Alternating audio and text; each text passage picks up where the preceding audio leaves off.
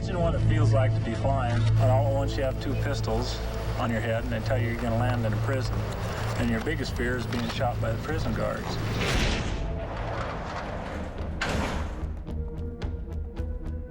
Welcome to Greatest Prison Escapes. I'm your host, Billy Hayes. I know a little about escaping from prison. On October 2nd, 1975, I escaped from a Turkish prison 5 years into a life sentence. The story of my escape was the subject of my book and the Oscar-winning film, Midnight Express. Whatever got us there, everyone in prison is thinking of one thing: getting out. This series is about those who make the ultimate decision, seeking freedom at any cost. The Greeks had 8 words for love. Eros was their word for passionate and romantic love. Was it Eros that led Rebecca Brown and Patricia Gonzalez to break their husbands out of prison? On this episode of Greatest Prison Escapes, we take a look at what happens when love leaves no room for sound judgment.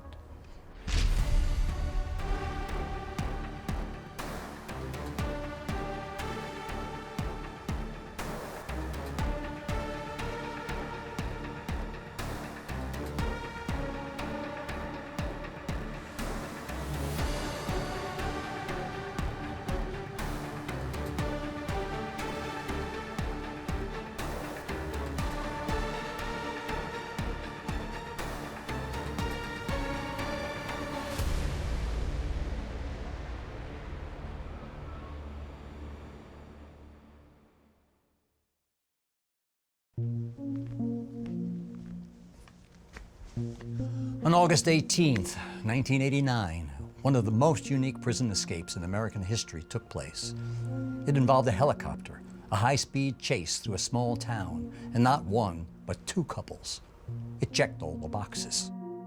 Rebecca Brown and Patricia Gonzalez would break their husbands, Ralph and Freddie, out of the Arkansas Valley Correctional Facility in Colorado. Freddie was 21 at the time of the escape.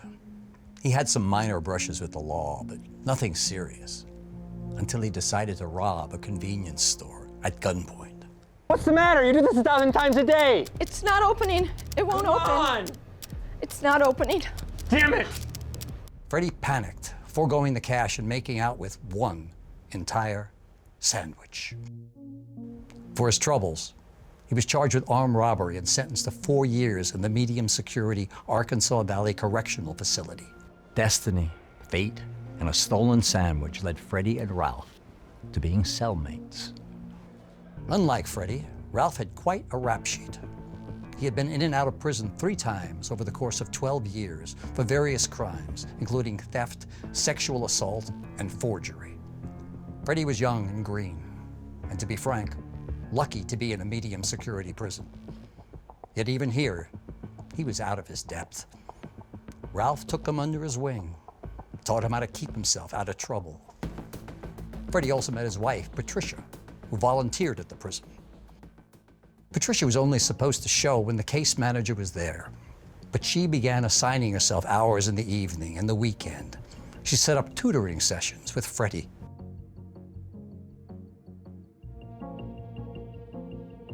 Almost immediately after meeting, Freddie and Patricia would have a proxy marriage.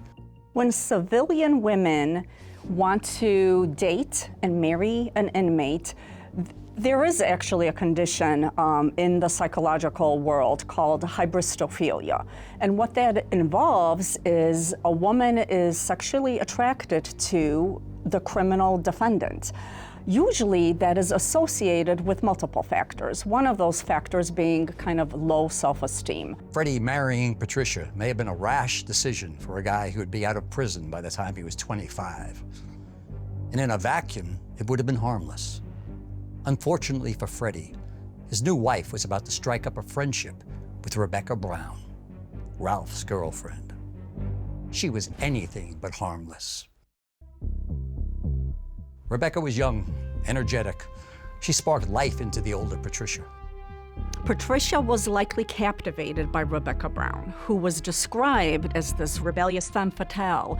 And for Patricia to be associated with someone who was young and pretty and cool, that made her merge her identity with Rebecca. What I think is happening in Rebecca Brown in terms of personality traits, that really reflects more of a psychopathic mind.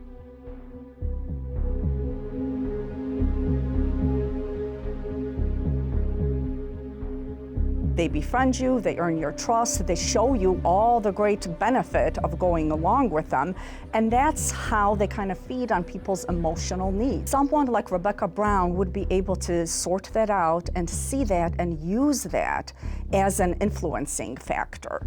Outside, while Patricia and Rebecca were spending a lot of time together, inside, Ralph and Freddie got to talking.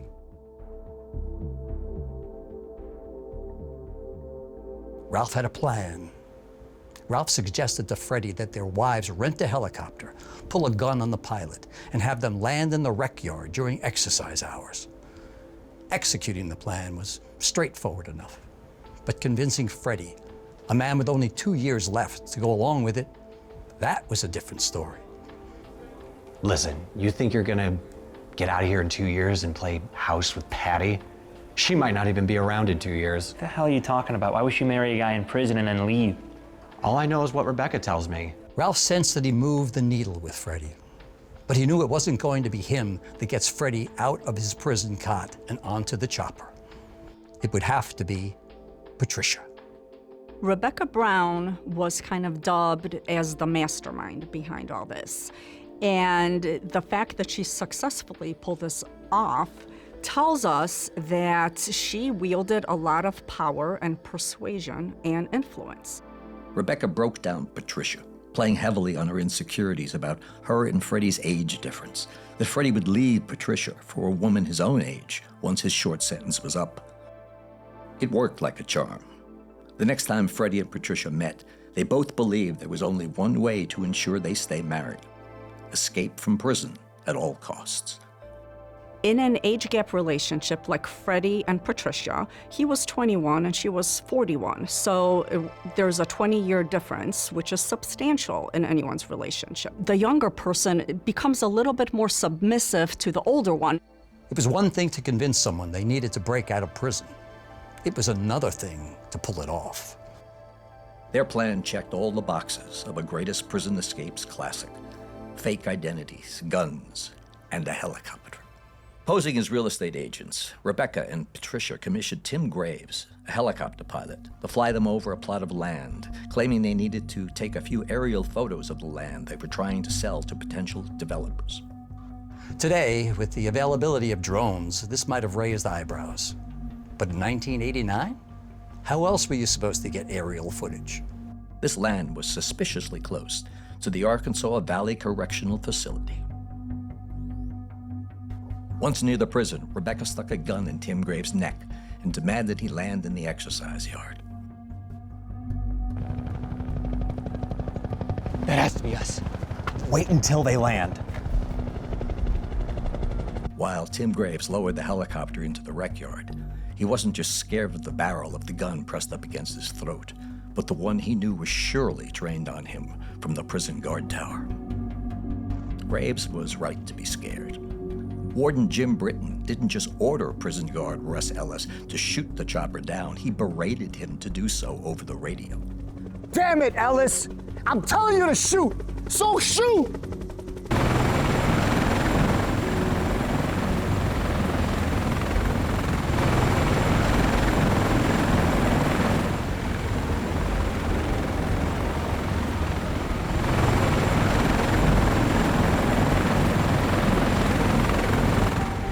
Now get us the hell out of here. But Russ Ellis refused to fire. He didn't want to risk killing an innocent pilot.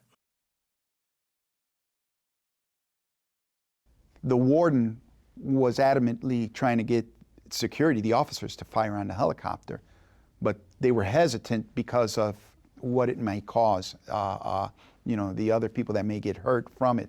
Russ Ellis literally had that helicopter in his crosshairs when he was given a direct order by his superior to shoot it down. It took immense courage to go against his training and to go against the direct orders of his superior.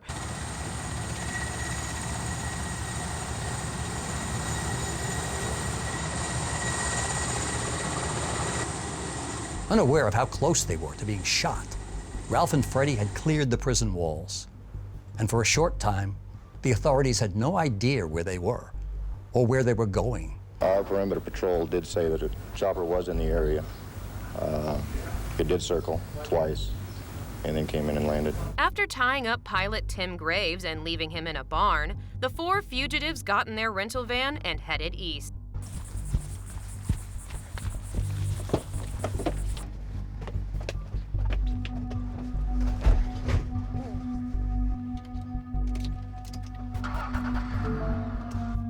Now on the run, it became clear the 4 lovebirds had no plan and needed to figure things out quickly.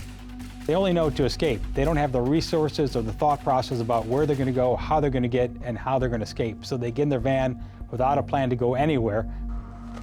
Rebecca, you take this one. Okay, let's go.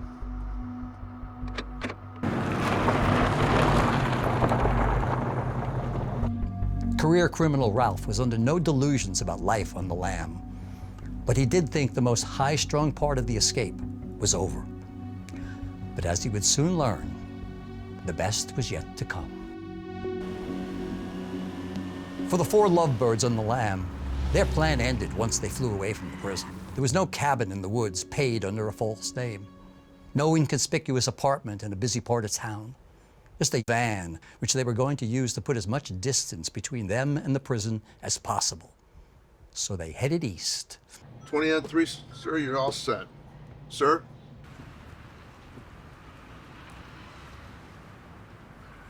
When things start turning bad, they actually consider turning on her, on Patricia, to take her money and leave her behind.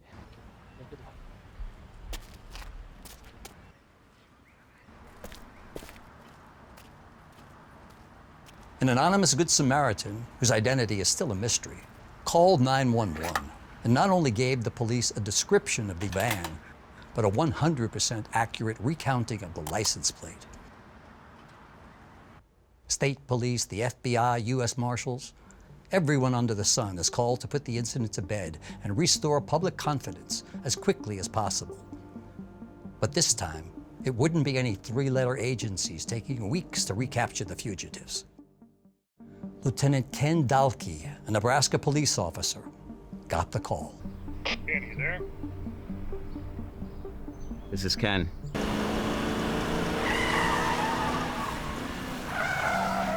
Holdrege, Nebraska, population 5,600, home of the Prairie Museum. Their entire police force was only 9 people, and they had 3 police cruisers between them. Classic small-town America was on a collision course with fugitives that were growing more desperate with each passing minute. Later, on the 34, Sergeant Tom Rust spotted the van. Damn it! You know how the Holdrege police had only 3 police cruisers? Their police chief, Ken Jackson, wasn't driving one that day. So he was attempting a roadblock with the truck he owned for 20 years.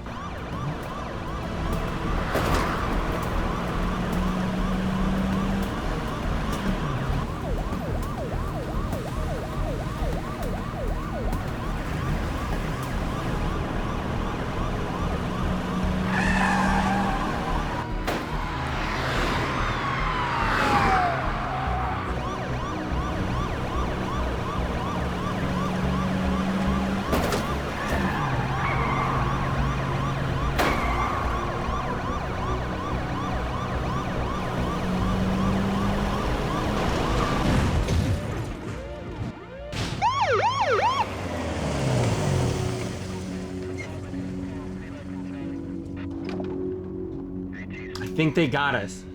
They don't have a damn thing. I think Freddie's right. They got us. How do you think people are gonna treat you when they realize it was your wife shooting back? What started with a helicopter and a dirt storm merely a few hours ago over Colorado was culminating in the small, humble town of Holdrege, Nebraska. The FBI, the U.S. Marshals, and every other interstate law enforcement agency was still processing the calls from Jim Britton. The cavalry was not coming. The safety of Holdrege and the recapture of the pair of lovebirds had fallen squarely on the shoulders of Ken Dalkey, Tom Rust, and Chief Ken Jackson. We're out of ammo. We can't do this. I know. I'll hold a gun up to one of your heads. If they think one of you is hostage, they have to let us drive off. Patty, I'll take you. Start crying again. Don't move! The shootout lasted 9 minutes. Though a few Holdrege residents saw the whole thing unfold, nobody was shot or injured, except for Ralph, who was grazed in the finger.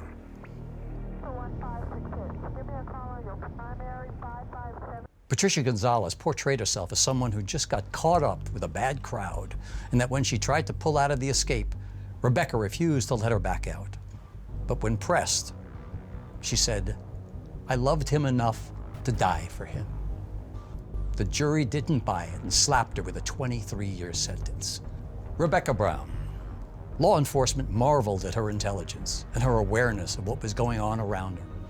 During the shootout with the police, Rebecca appears to be not only shooting at the police, but also encouraging and forcing her husband to stand up and also shoot at the police. So identifying her as really the main charger behind this type of event leads to additional charges for her. They bought Patricia's story that Rebecca was architect of the whole escape. For her role in the planning, she was sentenced to 28 years, 5 more than Patricia. Phelps County prosecutor Rebecca Miller argued Ralph had an evil air about him, or else he wouldn't have risked the life of his wife and 2 friends in a foolish gunfight. The jury agreed and gave him an additional 30 to 50 years. And poor Freddie Gonzalez. Due to the misfortune of getting Ralph as a cellmate, he got himself an additional 24 years in prison, none of which would have happened if not for that stolen sandwich. What defined this escape was the cool-headed calmness of Russ Ellis. Despite Arkansas Valley Warden Jim Britton's testimony to the Colorado State Senate and the governor, they decided that Russ Ellis did the right thing. It's now a law in Colorado that you don't shoot at a helicopter during a prison escape for fear of collateral damage. They wanted to protect the innocent bystanders, that they didn't want, what do they call them, casualties of war. And in my opinion, that was the smart thing to do. Ralph and Freddie's escape will also be defined by the courage of Ken Dalkey, Tom Rust, and Chief Ken Jackson. After the 3 local heroes prevented a catastrophe in the small town, Holdrege City Council voted to increase the budget of the police department, doubling it to 18 officers with 6 police cruisers. As of 2009, Freddie was successfully granted parole. Today, he's in his early 50s. Patricia and Rebecca are both out of prison, too, serving most of their 20-plus year sentences. Ralph, he's batting 0 when standing before a parole board. He has since softened his tone, offering up regret and conciliation. I'm Billy Hayes. Join us again next time on Greatest Prison Escapes.